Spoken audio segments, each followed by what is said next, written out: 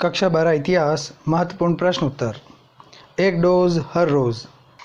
विद्यार्थियों, हम बोर्ड की परीक्षा की तैयारी कर रहे हैं, तो आइए विद्यार्थियों मेरे साथ जुड़िए और आगे बढ़िए। अब की बार 90 पार। विद्यार्थियों, आज हम महत्वपूर्ण प्रश्न करने वाले हैं। सभी प्रश्न आपकी परीक्षा की दृष्टि से उपयोगी है, इनका निरंतर अध्ययन करते रहिए। आज का पहला प्रश्न, अबुल हसन हुजवीरी दातागंज बख्श की दरगाह कहाँ स्थित है? आंसर, लाहौर, पाकिस्तान। शेख फरीदुद्दीन गंज ए शकर की दरगाह कहाँ स्थित है? आंसर, अजोधन, पाकिस्तान। ख्वाजा कुतुबुद्दीन बख्तियार काकी की दरगाह कहाँ स्थित है? आंसर, दिल्ली। अगला प्रश्न, शेख मोइनुद्दीन चिश्ती की दरगाह कहाँ स्थित है? आंसर, अजमेर, राजस्थान। शेख मोइनुद्दीन चिश्ती की दरगाह पर आने वाला पहला सुल्तान कौन था? मोहम्मद बिन तुगलक। शेख मोइनुद्दीन चिश्ती की दरगाह पर सबसे पहली इमारत किस शासक ने बनवाई? मालवा के सुल्तान गयासुद्दीन खिलजी ने। अजमेर स्थित शेख मोइनुद्दीन चिश्ती की दरगाह पर अकबर कितनी बार आया? 14 बार आया। क्वेश्चन 8, मुनीस अल अखा टिप्पणी लिखिए। आंसर, जहां आरा द्वारा रचित शेख मोइनुद्दीन चिश्ती की जीवनी मुनीस अल अकाह यानी आत्मा का विश्वस्त के नाम से जानी जाती है। अगला प्रश्न, मसनवी से क्या अभिप्राय है? आंसर, सूफियों ने लंबी कविताएं लिखी जिन्हें मसनवी कहा जाता है। इनमें ईश्वर के प्रति प्रेम को मानवीय प्रेम के रूपक के द्वारा अभिव्यक्त किया गया है। अमीर खुसरो और कौल का क्या संबंध है? अमीर खुसरो महान कवि, संगीतज्ञ तथा शेख निज़ामुद्दीन औलिया के अनुयायी थे। उन्होंने कौल, अरबी शब्द है जिसका अर्थ है कहावत, का प्रचलन करके चिश्ती समा को एक विशिष्ट आकार दिया। कौल को कव्वाली के शुरू और आखिर में गाया जाता था। इसके बाद सूफी कविता का पाठ होता था जो फारसी, हिंदी अथवा उर्दू में होती थी, और कभी कभी इन तीनों ही भाषाओं के शब्द इसमें मौजूद होते थे। शेख निज़ामुद्दीन औलिया की दरगाह पर गाने वाले कव्वाल अपने गायन की शुरुआत कौल से करते हैं। शेख बहाउद्दीन जकारिया की दरगाह कहाँ स्थित है? मुल्तान, पाकिस्तान में स्थित है। विजयनगर की यात्रा करने वाले यात्रियों के नाम बताइए।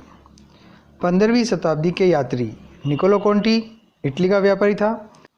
अब्दुल रज़ाक फारस के राजा का दूत। अफनासी निकितीन रूस का व्यापारी। 16वीं शताब्दी के यात्री थे दुराते बरबोसा, डोमिंगो पेस व फर्नावो नुनीज। अगला प्रश्न, किस यात्री ने विजयनगर की तुलना रोम से की है? Answer, Domingo Paes. विजय का भवन किसे कहा जाता है? सभा मंडप तथा महानवमी डिब्बा को डोमिंगो पेस ने संयुक्त रूप से विजय का भवन कहा है। यह नगर जो समुद्र की भांति भरा हुआ था, जो सैकड़ों प्रासादों से संकुलित था, इसके सिंहद्वार, तोरण और कंगूरे सघन बादलों की तरह घूमड़ रहे थे। यह इंद्र की नगरी के समान शोभायमान था। हस्तिनापुर का यह वर्णन कहाँ से प्राप्त होता है? आंसर, महाभारत के आदि पर्वन से हस्तिनापुर का यह चित्रण मिलता है। अमेरिकी स्वतंत्रता संग्राम के दौरान ब्रिटिश सेना का कमांडर कौन था? Answer, Charles Cornwallis. जमींदारों के रहन सहन की पतनोन्मुख वैभवशाली जीवन शैली पर बनी सत्यजीत राय की फिल्म जल सागर की शूटिंग किस राजमहल में की गई थी? विद्यार्थियों, यह फिल्म प्रसिद्ध थी और यह अंडुल राजमहल में इसकी शूटिंग की गई थी। महाराजा मेहताब चंद पर टिप्पणी लिखिए। मेहताब चंद बर्दवान के राजा थे। इनके समय में बर्दवान की जमींदारी काफ़ी फली फूली। मेहताब चंद ने संथालों के विद्रोह और 1857 के विद्रोह के दौरान अंग्रेजी हुकूमत का साथ दिया था। ईस्ट इंडिया कंपनी को बंगाल की दीवानी कब प्राप्त हुई? 1765 ईस्वी में। रेजिडेंट से क्या तात्पर्य है? रेजिडेंट गवर्नर जनरल के प्रतिनिधि को कहा जाता था। उसे ऐसे राज्य में तैनात किया जाता था जो अंग्रेजों के प्रत्यक्ष शासन के अंतर्गत नहीं था। देह से जान जा चुकी थी, शहर की काया बेजान थी। कोई सड़क, कोई बाजार और घर ऐसा न था जहाँ से जान आलम से बिछड़ने पर विलाप का शोर न गूंजा हो। यहाँ जान आलम किस व्यक्ति के लिए प्रयोग किया गया है? आंसर, अवध के नवाब वाजिद अली शाह के लिए। द मार्बल पैलेस पर टिप्पणी लिखिए। द मार्बल पैलेस संगमरमर महल कोलकाता में स्थित है। यह नए शहरी संभ्रांत वर्ग के किसी भारतीय परिवार द्वारा बनवाई गई सबसे भव्य इमारतों में से एक थी। चितपुर बाजार पर टिप्पणी लिखिए। चितपुर बाजार कलकत्ता में ब्लैक टाउन और वाइट टाउन की सीमा पर स्थित था।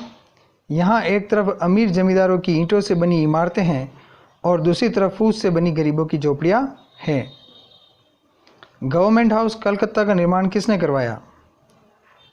गवर्नर जनरल का निवास गवर्नमेंट हाउस में हुआ करता था, जिसे लॉर्ड वेलेस्ली ने ब्रिटिश राज की भव्यता के प्रतीक के रूप में बनवाया था। मद्रास में इंडो सार्वजनिक शैली का एक उदाहरण बताइए। Answer Madras law courts. राजा जॉर्ज पंचम और उनकी पत्नी मेरी के स्वागत के लिए 1911 में गेटवे ऑफ इंडिया बनाया गया। यह किस शैली का प्रसिद्ध उदाहरण है? आंसर गुजराती शैली। उद्योगपति जमशेदजी टाटा ने बंबई में ताजमहल होटल बनवाया। यह किस शैली का उदाहरण है?